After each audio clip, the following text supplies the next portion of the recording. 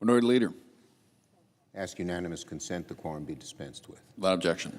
Mr. President, it's been 4 days since Alex Preddy was murdered in broad daylight by federal agents in Minneapolis, and there has been zero accountability from Donald Trump for this horrendous act. Donald Trump said yesterday he wants to de-escalate things in Minneapolis. But as of today, the Trump administration has taken zero meaningful action to make that happen. Zero. As of this morning, ICE is still roaming the streets of Minneapolis with little restraint. Operation Metro Surge, which is what ICE and Border Patrol call their surge in the city, is not slowing down at all. In fact, let me read a statement that came out yesterday from Acting Assistant Chief of the Border Patrol. Here's what the Acting Assistant Chief of the Border Patrol said. Quote, "As of this report, Metro Surge is steady state and expected to continue as planned." Translation, stand back and stand by. Trump is not de-escalating things in Minneapolis as he claims. On the contrary, his administration is telling ICE and Border Patrol to stand back and stand by. That's dangerous. ICE needs to leave Minneapolis at once before another tragedy happens. It's the right thing to do, both for the residents of Minneapolis and for law enforcement. But that is just one step of many. Donald Trump has likewise failed to call out the vicious lies that his own administration told in the aftermath of Alex Preddy's murder. Yesterday on Fox News, a DHS spokesperson refused to deny the characterizations that Alex Preddy was a domestic terrorist.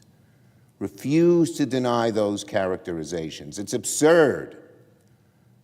A simple answer to the DHS spokesman would have been, no, he's not a domestic terrorist. We were wrong and it won't happen again. That's what normal people with normal discourse, Democrat, Republican, liberal, conservative, would do.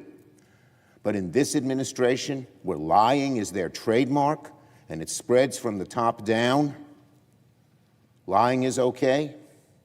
It's too much to ask of this administration to reject and retract this vicious lie about the late Mr. Preddy. It's a disgrace.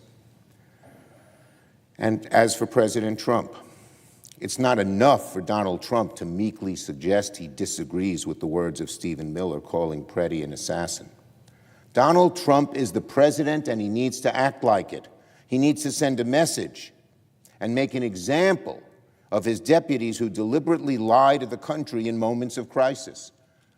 But you can see, again, Donald Trump lies all the time. We see it every night on the news. And so all the people below him believe it's okay to lie too, even vicious lies like the one cast at Mr. Preddy. Instead of holding his own administration accountable for lying about Alex Preddy, Donald Trump continues to blame Alex Preddy for his own death. He said yesterday Preddy should not have been carrying a gun. The president seems to have forgotten the words of the Second Amendment, quote, "The right of the people to keep and bear arms shall not be infringed." Apparently for Donald Trump, if you're a Trump supporter, it's okay to be a lawful gun owner. But if you're against Donald Trump, it's not. You don't have that right. Finally, it's outrageous that Kristi Noem still has a job in the administration after federal officers murdered 2 American citizens in just 2 weeks. And it is even more disgusting that on each occasion, Kristi Noem lies about what took place. For the good of the country, Donald Trump needs to fire Kristi Noem at once. Noem is a liar, Noem is incompetent in her job, and she must go. Many Republicans here in Congress agree that Kristi Noem has lost the trust of the American people. Donald Trump needs to recognize that the tide has turned against her and that her presence does far more harm than good at this point. Donald Trump needs to show Kristi Noem the door and send her packing. Now let's turn to the Senate. Tomorrow, the Senate is scheduled to take the first procedural vote on a 6-bill funding package. The right way forward is simple. 5 of these bills are ready to go, and the Senate should pass them as soon as possible.